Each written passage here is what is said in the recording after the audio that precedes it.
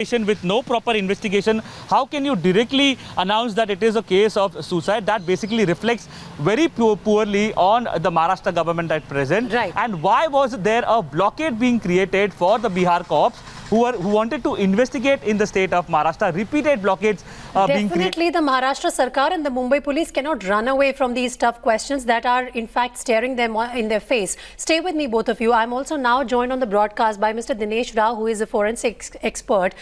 Sir, good afternoon. I just want to understand from you the claim made by the lawyer of Sushant's family that interestingly on the post-mortem report, even the time of death is not mentioned. How big a miss is that? And in normal circumstances, isn't that one of the first things that doctors preparing that report would mention?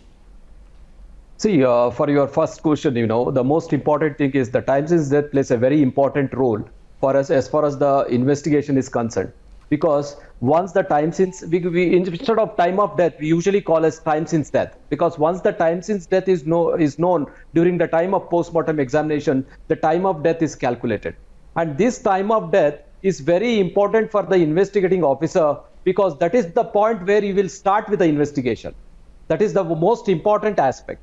The second thing is that based on the time of death, the investigating officer will be able to corroborate with the statement of the witnesses. These are the two very important factors which plays a very important role in the investigation is concerned. If the time of death is not present, that means the basic part of the investigation itself, it's very difficult to start with. Right. So this is one particular important thing which I would like to point out. The second important is the doctor, whoever has conducted the post-mortem, I think he has ignored the basic duties of conducting the post-mortem. See, the post-mortem examination is, we have certain main important objectives. One is the identification, the cause of death, and assisting the investigating officer to find the manner of death. And above all, the most important thing is the time since death, based on which the time of death is calculated. And in this, to calculate the time since death, we see the changes in the eye, the changes in the skin, and the changes in the muscles that we call it as rigor mortis. Correct. And the changes in the post-mortem staining we call on the dependent parts of the body, that is called post-mortem staining or livor mortis. And another most important thing is the contents of the stomach, the state of the contents of the stomach. That means is it is a fresh food, a semi-digested, or it is completely digested, and is it emptied into the duodenum or the small intestine? The state of the feces in the large intestines. So all these things are taken into consideration to arrive at the so-called time of death. Well, Mr. Rao, I also want to understand from you. You said that the doctor in this case did not perform his duty the way it was expected. When he even misses out on the big, time of death in the report when he's handed it over to the police. The police also, on its part, it seems missed the basic protocol. When an investigative officer is given a post-mortem report, isn't it the first thing that they would ask from the doctor? What was the time of death? Exactly. It's a very good point you raise. See, as I told earlier, if the time of death is not known, it is very difficult for any investigating officer on the earth to start with the basic investigation itself. Because the investigation officer has to confirm what time did this person die.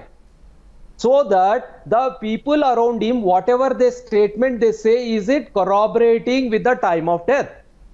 So that it is easy for the investigating officer to carry out from that point of the investigation, that means from that particular time, whatever the sequence of events or timeline of events pertaining to the crime is concerned, for him to derive that particular part, the basic requirement is the time of death.